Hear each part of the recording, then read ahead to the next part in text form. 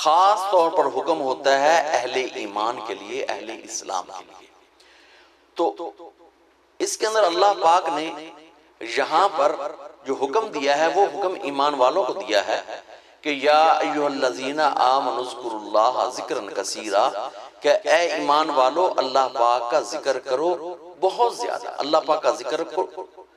ذکر کرو کثرت سے۔ اور یا ایھا الذین آمنوا کے اندر کہ ایمان کیا ہے، یاد رکھیے کہ اسلام یہ ہے کہ جس نے بھی کلمہ پڑھ لیا وہ یقیناً مسلمانوں کی فہرست میں شمار ہو جائے گا، لیکن ایمان یہ ہے کہ اسی کلمے کو جو زبان سے اقرار کیا ہے لا الہ الا اللہ محمد رسول اللہ، اس کی تصدیق ہو دل سے، اقرار باللسان و تصدیق بالقلب، دل سے تصدیق ہو جائے یعنی زبان اور دل ایک ہو جائے تو یہ ایمان آتا ہے۔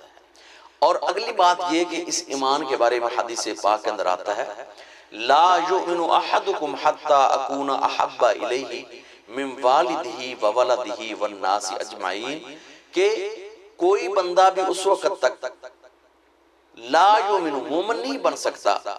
یہاں تک کہ اپنے والدین سے زیادہ، اپنی اولاد سے زیادہ اور سارے اور والناس اجمعین اور سارے لوگوں سے زیادہ جو بڑھ کر محبت حضور علیہ السلام سے نہ کر لے۔ تو اللہ پاک نے فرمایا اے ایمان والو اللہ کا ذکر کرو کثرت سے، اور اس کثرت کے بارے میں حضرت ابن عباس رضی اللہ تعالی عنہما کے مرسل حدیث ہے کہ اللہ کا ذکر اتنا کرو کہ منافق لوگ تمہیں ریاکار کہیں، اور ایک جگہ پر آتا ہے کہ اللہ کا ذکر اتنی کثرت سے کرو کہ منافق لوگ اور جو دنیا دار لوگ ہیں تمہیں ایسے لوگ دیوانہ کہیں، یہ دیوانہ ہے، پاگل ہے۔ اور اللہ پاک کا ذکر جو ہے، ذکر کے اندر اس کے اندر نماز بھی اللہ پاک کا ذکر ہے، اور یہ قرآن مجید بھی اللہ پاک کا ذکر ہے، اور اللہ پاک کے اسماء مبارکہ یہ بھی اللہ پاک کا ذکر ہے، یا حی یا قیوم، اور اسی طرح لا الہ الا اللہ، اور اسی طرح سبحان اللہ و بحمدہ سبحان اللہ العظیم، اور اللہ پاک کے اسماء مبارکہ جتنے بھی ہیں، اور اللہ پاک کا ذاتی نام ہے اللہ۔ تو اللہ پاک کا ارشاد پاک ہے کہ اے ایمان والو ذکر کرو، تم ذکر کرو کثرت سے،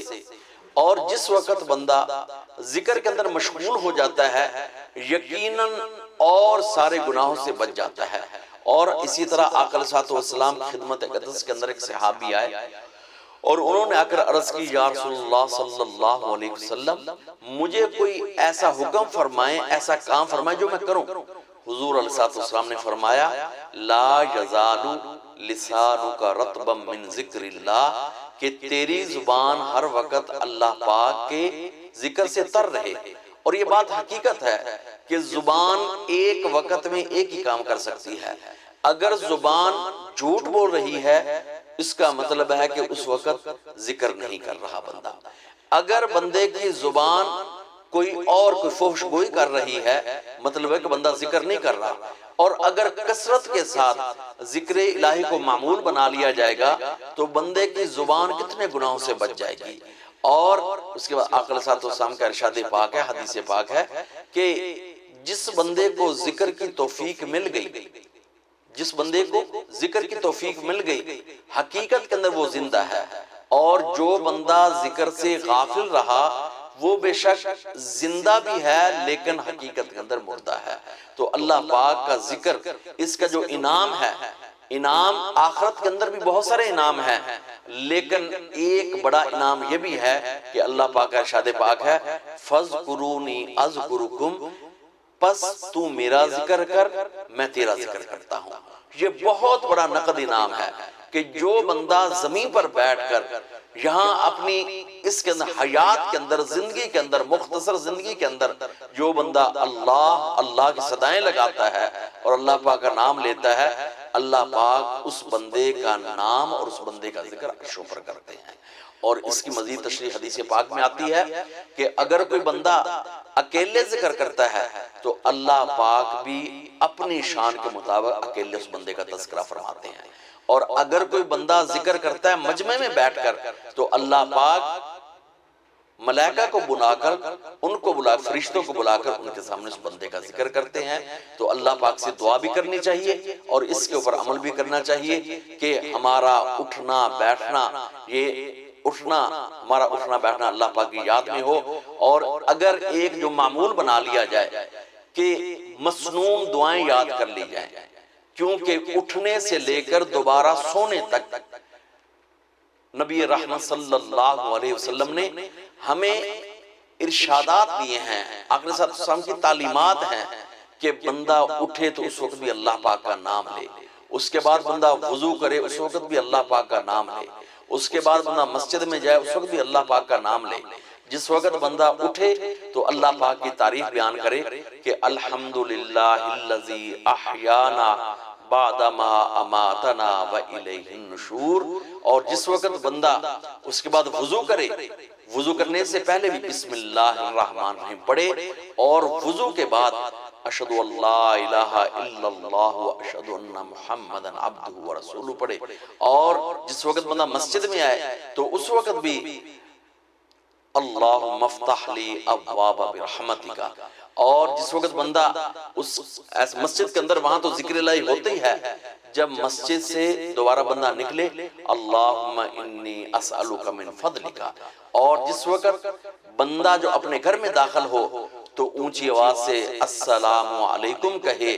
اور جس وقت بندہ گھر سے نکلے تو اس وقت کہے بسم اللہ توکلت علی اللہ۔ جس وقت بندہ یہ ہے کہ اپنی گاڑی پر بیٹھے سبحان الذی سخر لنا ھذا وما كنا له مقرنین وإنا إلی ربنا لمنقلبون۔ تو ایسے ہی جس وقت بندہ بازار کے اندر چلے تو اللہ پاک کی تسبیح بیان کرے۔ تو